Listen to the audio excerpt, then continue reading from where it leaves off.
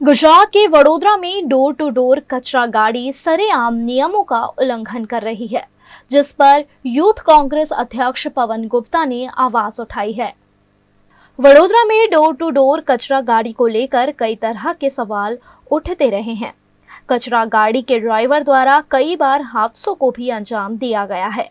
नियमों का उल्लंघन कर गाड़ी के चारों ओर थैले लटका दिए जाते हैं, जिस पर कोई कार्रवाई नहीं की जाती है।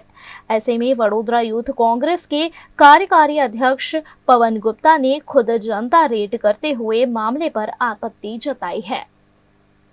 વડોદરા શહેરમાં થોડા દિવસો પહેલા જ ડોર ટુ ડોરની ગાડીથી એક નાના ભૂલકાનું અકસ્માત કરી મૃત્યુ થયું હતું અને અવારનવાર ડોર ટુ ડોરની ગાડી દ્વારા નાના મોટા અકસ્માતો થતા હોય છે।